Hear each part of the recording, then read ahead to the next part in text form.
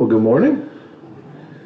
You know, you always take something for granted until it doesn't work. And this morning, as I did for the last 3.5 years, I pushed that button on that projector there and assumed it would turn on. And for the first time in 3.5 years, it just didn't.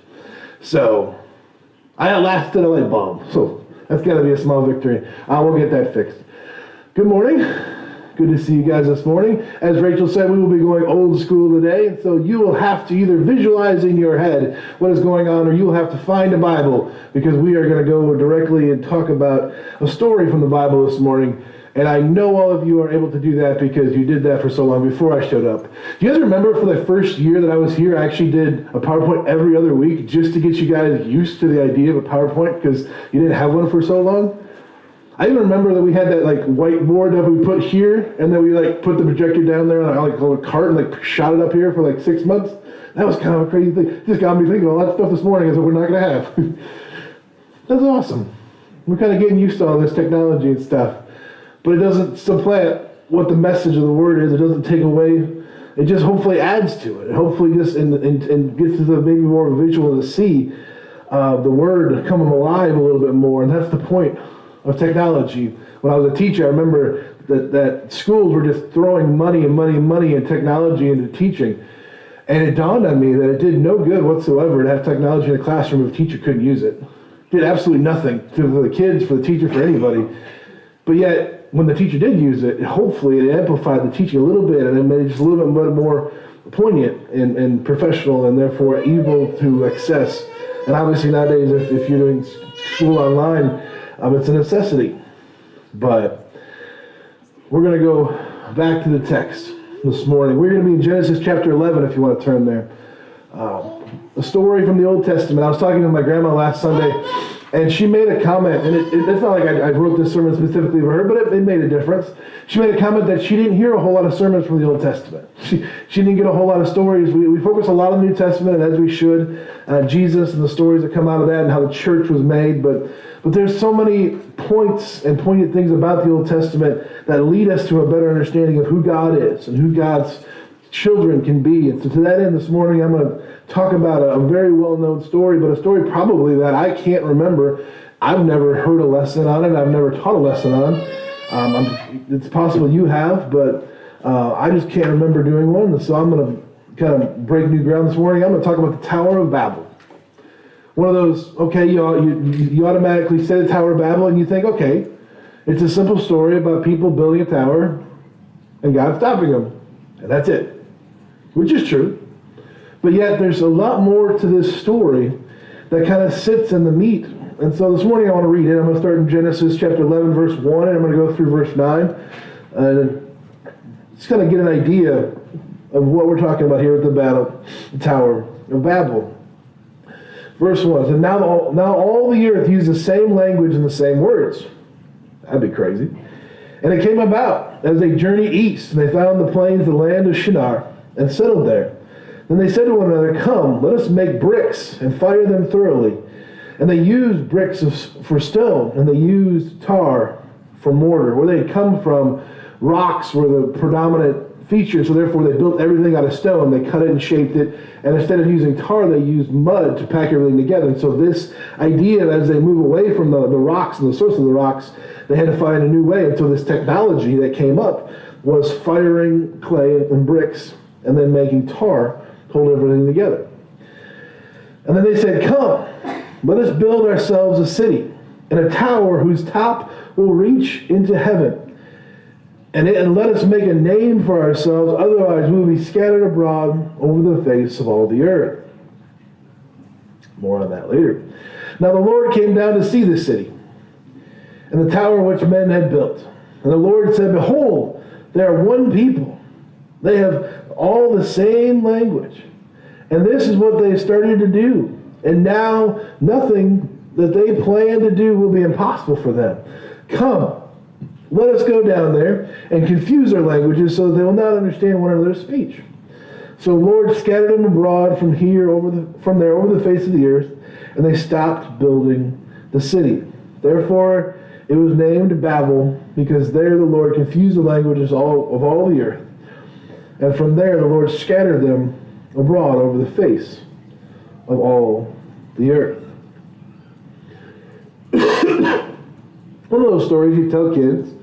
One of them, one of those biblical principles when you ask why there's, German and Italian and Spanish and French and all those languages when you tell your kids when they're growing up. This is exactly why God made different languages.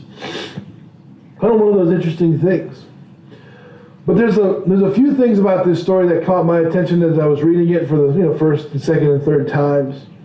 And the main point of the story is about what God does and the reasons for it. But I don't think it should be overlooked what God says about the mankind as they start to do this project. It says, behold, like reading out of the different translation, the people are united and they speak the same language. And after this, nothing they set out to do will be impossible for them. Nothing that mankind sets out to do, if they work together and strive in one accord to do so, will be impossible. And that got me thinking about how God designed mankind. How did he design mankind? He designed mankind with an incredible potential. Do you know that your body, up until like an amazing point, will just produce as much energy as necessary in order to do the activities and the needs that you set out to do? That's why training and like working out builds up your body to make incredible strides for where professional athletes are just incredibly strong and have incredible wind capacity, lung capacity. If you are doing something, your body is physically made to do so. If you have a project, it's always said that necessity is the mother of invention because it creates opportunities in our minds to think about ways to solve and look for things and avenues that haven't been tried before and ways in which we can attack a problem that hasn't been done before. And to that end, mankind has come up with, through God's help, an amazing amount of ingenuity and invention. The ability for mankind to strive to create wheel and fire, and from there to create, structure, and from there to create, on and on and on up to plumbing and electricity. It still amazes me that I hear stories when I talk to you guys, and a couple of you, I remember that some of you actually grew up without electricity, or without running water, or maybe a bathroom, or at least your parents did, if not you. My generation, that would be a foreign concept if you didn't have 4G internet on your phone. That'd just be crazy. But yet, we all remember a time when the internet didn't exist. You actually had to look up something in a book in order to get an answer to something that doesn't exist anymore. You just ask Siri about it. Mankind's potential here is quite an amazing thing. And you think about that in terms of what the world tells us about mankind. You can't be your best unless you have this. Every other commercial that's trying to sell you, no offense to the pharmacist, trying to sell you some drug out there is because the drug is going to make you that much better. It's going to solve this problem for you. It's going to give you this edge. It's going to do whatever for you, and it's going to make you a better form of yourself. But yet God created mankind with such an amazing potential in and of ourselves. 1 Timothy 1:7 says, God did not give us a spirit of fear and timidity, but of power, love, and self-discipline. The ability in ourselves to do what we need to do in this world, to rise up over what ails us and what frustrates us, and sadly, sometimes what brings us down. The Bible doesn't talk about us as weak or defeated, which is why when mankind or when society talks about Christianity, it's kind of frustrating. There's a phrase that I didn't really hear, but apparently it's been going around about about the idea of the fact that Christianity is an opiate for the masses. It's an idea that it needs something because something's missing, and that Christianity is filling a void, but it's not really necessary. It's another fake whatever. Some people say that Christianity is a crutch. It's frustrating that they see it in those terms, because Christianity is what really holds us together. And obviously, when mankind created by God our potential and ability, when we live out that potential to the fullest, is when we get to see such an amazing radiance of how God made us. But only when it's made and done in the way that's created to do so. In His image and with us in mind, we can be more successful in tons of things. There's actually 4 articles that I researched on the subject of believing Christians and their level of education, because a lot of really smart people will say that only lesser educated people will need to lean on Christianity because they can't think through their own problems or do their own things. These 4 articles actually indicated that out of any subgroup in our worldwide culture, Christianity or Christians are actually the most educated out of every subgroup that there is, which I would personally believe, because there's so many people doing so much good in this world by living out the potential that God gave them. Think about the founder of Hobby Lobby. It's a store with Christian principles. They close on Sunday. They have Christian principles in their hiring process. And then people said, you can't run a business and be closed one of the 7 days of the week. They're a $2 billion business that has 450 stores around the United States alone. Think about Chick-fil-A and the owner of Chick-fil-A. He started with a similar process of making sure the Christian principle came into his workplace, and he's closed 1 day out of the 7 days. Arguably the most important day of a restaurant's business, Sunday being the day that a lot of people would go to get food, and yet Chick-fil-A is an incredibly advanced and very well thought out business where they are actually making about $4.5 billion a year. Similarly, the owners of Domino's Pizza, Interstate Battery, Tropicana, Coca-Cola, Quaker Oats were all founded by very strong believing Christian men, and their principles have permeated through those groups to the point where they are making it better just by living out their potential that God gave them. And we see that when different people do that. I'm taken back to a story I've told a couple times, but it's very self-aggrandizing. I don't like to tell it a whole lot. When I was a teacher, I had a friend, a very good friend. She's also a math teacher, and I didn't know this, but when I put my 2-year resignation in to come and start working as a campus and youth minister, she gave my going away speech. And in her speech, she stood up and she said, "You know what I used to do? I used to go stand outside Joseph's door on my off break and just listen, not when he was giving a lesson, but he was listen in the middle, because what I would always hear is him talking about life with kids and talking about how to live life, not by making the most money, but by principles and ethics that drove life." And I had no idea ever that anybody, even the kids, even heard my lessons on that stuff. But yet she noticed. And other people noticed.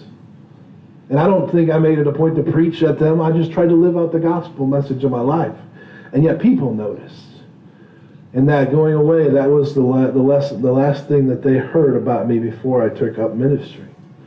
To live and work out of our potential is quite an amazing thing. James talks about this in a little different light when in chapter 4, verses 2 through 4, when he says, "You do not have because you do not ask.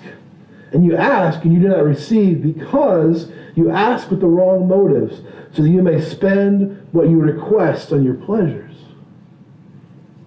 The emphasis there is specifically, you're asking about the wrong things. You're focusing on the wrong things. You are asking God to provide for you the pleasures of the world when you need to be focused on people and ministry and other things. And the idea of living out our full potential is living out the way in which we can spread the gospel. I love what Frank said this morning. It is all of our responsibilities to make sure that we live the gospel so that people will see God shining through us.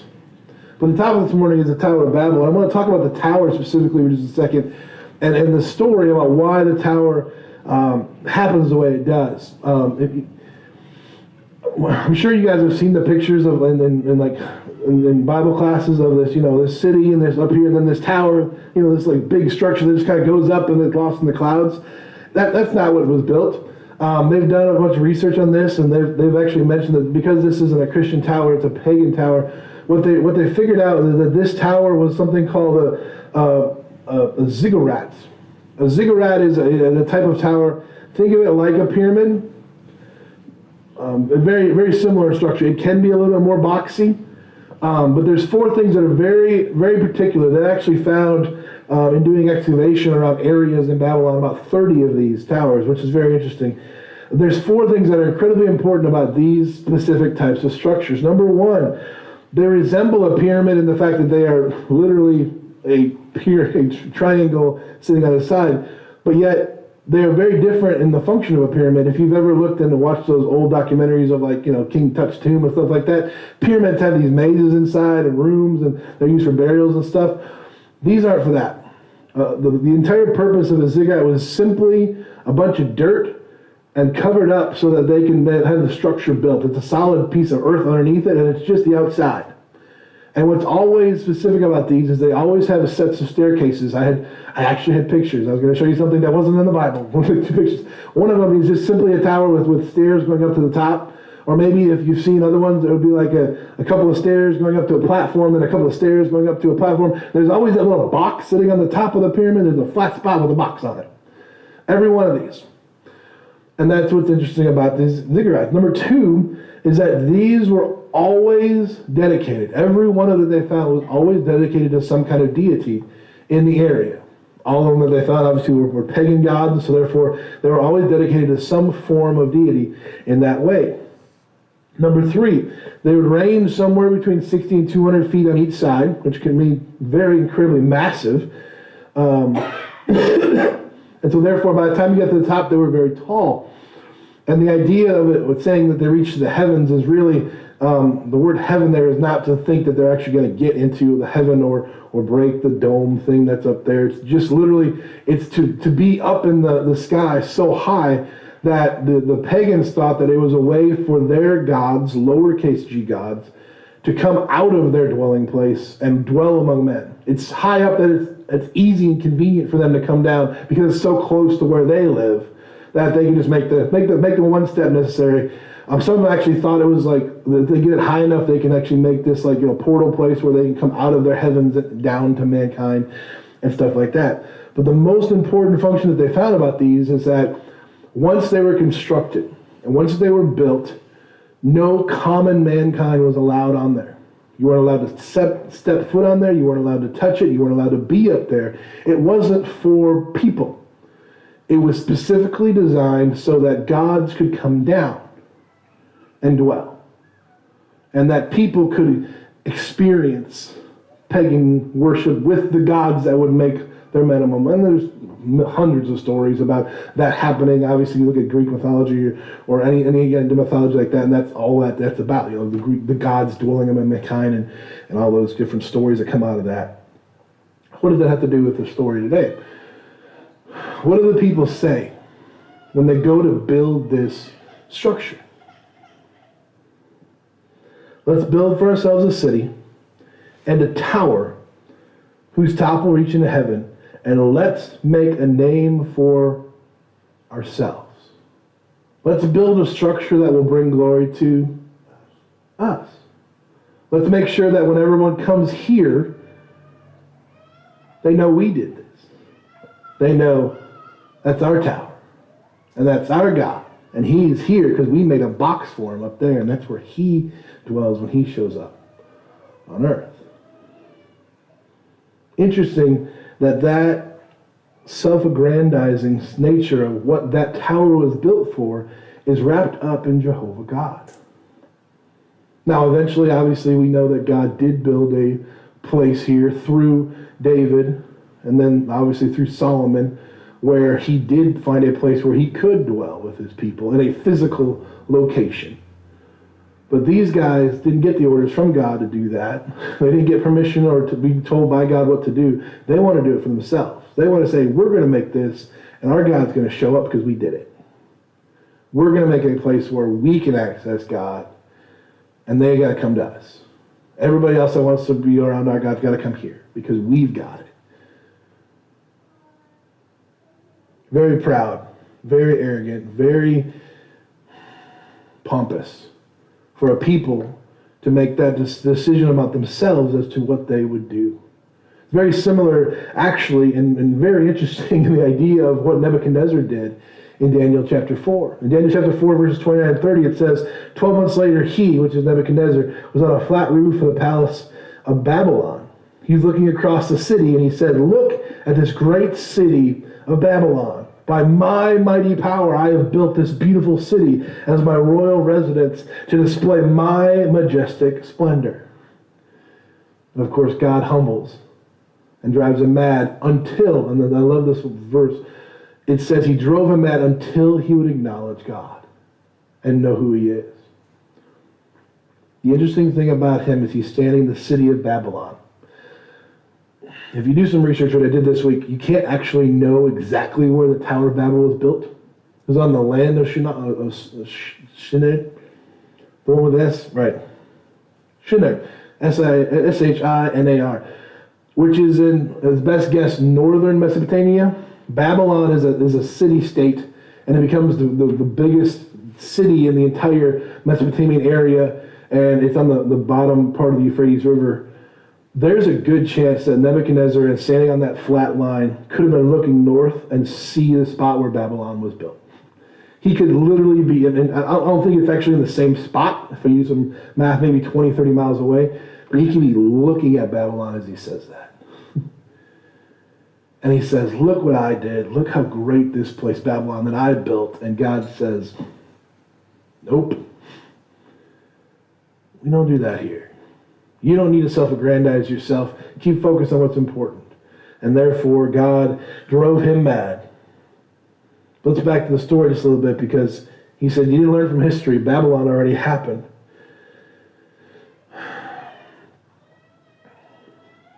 When you ask somebody, if I were to ask you before this lesson happened, what was the biggest mistake Babylon made? Sorry, Babel made, not Babylon. There's a lot of those. We don't need to go. That'd take a whole lot longer than a sermon. But the Tower of Babel, what were the biggest mistake people made?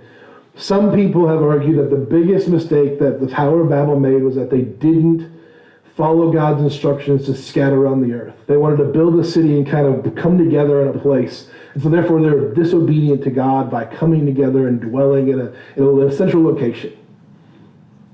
And bringing all the stuff to them. I understand the argument. I don't buy it so much. God's in verse Genesis 1 and in Genesis 9, God's commandment to the people was to be fruitful and multiply and fill the earth. Well, whether if you're combined in one spot or if you spread out, filling the earth has to do with multiplying people, not going to all the different regions. You don't fill the earth by just having people gathered in one place. You fill it by reproducing. So I wouldn't buy that was the greatest sin that they had. You may ask, well, what was the pure intention of the builders? What did they want to accomplish by doing this? Well, I think it's pretty evident by their statement what they were trying to do. Maybe they were innocent in their ideas because this is all what pagan gods do. This is all what everybody else did. Every god, lowercase g god, has a temple for them. We just want one for our God. Again, God built his temple, and therefore I don't think that the building of a specific box was the greatest sin. The offense in the passage really came down to downgrading God and treating him the same way as the pagan gods treated their gods. Jehovah God, the God above all gods, the God who only matters and nobody else does, as we talked about last week in 1 Corinthians 8. We know that all those gods don't exist and all those idols don't matter. We know that there's only one God who reigns above all, and he's the only thing that matters. And for God's people to start treating him more like the pagan gods would be trying to make him more human and more like us. God needs a box to live in. God needs a place where he can come down and be among his people. God needs us to make a place so that he knows where we know where to go and worship him at a specific location so that we know where to find him and he's there. Because you can't get him over there and you can't get him over there, but you can get him here in his box, in his house. And Yahweh comes down. And I always find it interesting in the Old Testament it says Yahweh comes down because we know that God is everywhere, omnipresent and omnipotent and all that stuff. But yet he said it comes down because it wants to make emphasis on the fact that he notices what people are doing.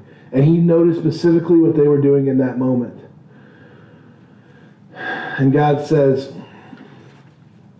the phrase, look, if this is what they're going to do, there's nothing that they can't do. And I think that phrase is dual purpose in the fact that there's nothing that mankind can accomplish with its potential, but it's also in the idea that there's nothing that mankind can't do to start creating their own version of God that's not me. That's not Yahweh God. That's just like them. It's just like every other god that they worked with. It's like every other god that they know about. They're going to create their own version of me. But it's not who I am. I don't dwell in a box. I don't dwell in a single place. I don't dwell where mankind tells me I have to. I don't need things in order to interact with my people. I think the greatest offense was simply the idea that they were trying to make God more like us, or controllable, or at least identifiable with other people so that they could be noticed. Because they said, look, we want to make a name for ourselves. We want to have this notoriety about us. Again, very selfish, very aggrandizing, but also this idea that they could do this. There's also a small part, if you read different versions of this, some will say that the tower ascends into the sky. And New King James will say, let us build for a tower where the top is sitting in the heavens. There is also a thought that they could build a box big enough so that they could get to heaven themselves and not need God to get there. There was some thought back then that the world was flat and there was a dome and the third heaven was literally based up there, and if they could build that tower high enough, they wouldn't need God in order to get up there. And some may say that that is the worst travesty of all, that they were trying to figure out a way to get into heaven without God. That's pretty rough. To say, we don't really need you, we'll just take our bricks and our tar and make a place so that we can access what we've always wanted and put you off to the side. Mark 8. What benefit is if you gain the whole world but yet lose your soul? Is it worth more? Or what is worth more than your soul? If you take all of our achievements and all of our technology and all of our things that we have done as a society and we use them to replace God, we've lost the one thing that He's always wanted us to do, the one thing that the entire Old Testament is there for, to teach us about God, to show us the relationship that God wanted to have with His people. The entire reason for the 613 laws is so that God can dwell with mankind, and it's possible to have a relationship. The entire Old Testament is there so that we know that God is putting forth effort to combine Him and us and to make a family and a unit that comes together under the banner of Christ, that becomes His family of Jews and Gentiles, that becomes the nature of what God wants His brothers and sisters of Christ to be. A family unit working together with unlimited potential. Because with God I can do all things through Him who gives me strength. The idea that we are completed with God, not separate from Him, is what God is trying to say. We need Him. We don't need Him in a way that makes Him more human. We need to recognize God for how amazing He is in the way that is not like anyone else. Because if we try to put God in a box, our box cannot be big enough, and it cannot be majestic enough, and it cannot be smart enough, and it cannot be large enough or powerful enough to hold what we know as God. He's an amazing and wonderful God. And to that end, I think the Tower of Babel teaches us a lot of what we need to know about God. It's not about us trying to make God come down to us. It's about us remembering how amazing it is that we get to see our powerful God, and He wants to be a part of our lives, and He wants us to be a part of His family. And in that way, He has left us a message. He has left us the Word. He has left us an opportunity to get to know Him through the gospel, through the call that He puts out, through the Word of Christ. And to that end, we offer the call that says if you don't know Him, or if you need help remembering who that is, or relearning Yahweh God for the first or maybe even the most amazing time, please let it be known as together we stand up and sing.